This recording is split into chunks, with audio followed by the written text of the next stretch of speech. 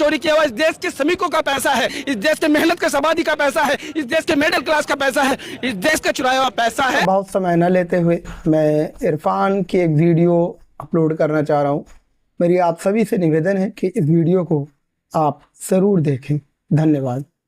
2014 से पहले वर्तमान की सरकार ने बड़े स्तर पे ये कहा था कि बहुत बड़े स्तर पे स्विस बैंक में काला धन है। मेरी बात को पूरा सुन लीजिएगा, मतलब गंभीरता से लीजिए। कहा बहुत बड़े स्तर पे उस स्विस बैंक में काला धन है। इस देश के बड़े बड़े लोग, शीर्ष पे बैठे लोगों ने कहा।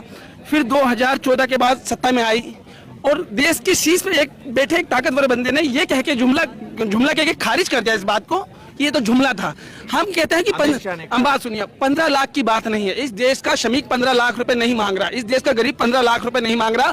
इस देश का गरीब कहता है कि मुझे बेहतर शिक्षा दीजिए, मेरे बच्चों को बेहतर शिक्षा दीजिए, मेरे बच्चों को बेहतर स्वास्थ्य दीजिए, मेरे बच्चों को अच्छा भविष्य दीजिए, अच्छी जीवन शैली दीजिए। इस देश का गरीब आपसे 15 लाख रुपए नहीं मांग रहा। बात आई आपकी चीज पे, काले धन पे। इस मुद्दे को बिल्कुल खारिज कर दिया गया। इस पे सरकार ने बोलना बंद कर दिया। गौर से सुनना मैं क्या कहना चाह रहा हूँ सर।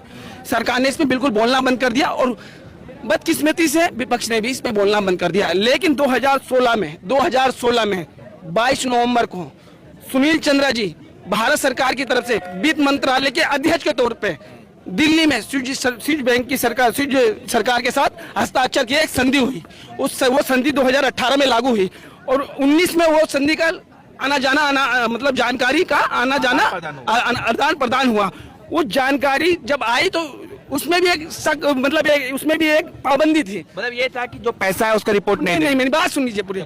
उसमें ये था, उस संधि में ये था कि जो पैसा काला धन भारत का स्विस बैंकों में जमा है उसकी जानकारी भारत सरकार को स्विस सरकार देगी। लेकिन इसमें भी एक शर्त थी कि वो सार्वजनिक नहीं करेंगे। ये इनके नाम सार्वजनिक नहीं करेंगे। क्यों नहीं करेंगे भाई? फिर इसमें भी एक शर्त थी कि जिन खातों की डिटेल हम आपको देंगे उस पैसे का टैक्स आप वसूलेंगे। क्यों टैक्स वसूलेंगे भाई? इस देश से चोरी किया हुआ इस देश के श्रमिकों का पैसा है, इस देश के मेहनत के आबादी का पैसा है, इस देश के मिडिल क्लास का पैसा है, इस देश का चुराया हुआ पैसा है और वो पूरा पैसा हमें चाहिए। टैक्स क्यों लेंगे? और इसके विपरीत 2009 में ओबामा की सरकार आई अमेरिका के अंदर। उन्होंने कहा कि स्विस सरकार से कहा हम आपके लिए अपने बाजार बंद करते हैं और आपके सारे बैंकिंग लाइसेंस रद्द करते हैं। सर आंकड़ों पे बात कर रहा हूँ मैं, फेक नहीं कर रहा, झूठ नहीं बोल रहा। हम आपके लाइसेंस रद्द करते हैं।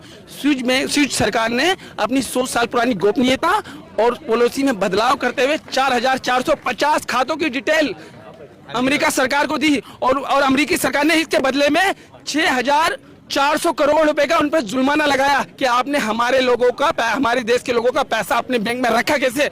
और आप जानकारी लेके संतुष्ट हो गए। ऊपर से कहते हैं विश्व गुरु और दुनिया में डंका बज रहा है। कैसा डंका बज रहा है? इस देश के श्रमिक और गरीब मजदूरों का पैसा लूटा गया है। 2014 से पहले भी और 2014 के बाद भी हम मरते दम तक बोलेंगे और लड़ते रहेंगे इस लड़ाई को। इस देश में कहीं भी शोषण हो रहा है तो उसके जिम्मेदार वो लोग हैं वो लोग जिम्मेदार हैं जो पढ़े लिखे नौकरशाह हैं, राजनेता हैं, बड़े कारोबारी और धनवानी हैं। इस देश के गरीब ने, श्रमिक ने, छात्र ने, नौजवान ने, किसान ने इस देश को नहीं लूटा है। 1000 बार कहेंगे इस बात को।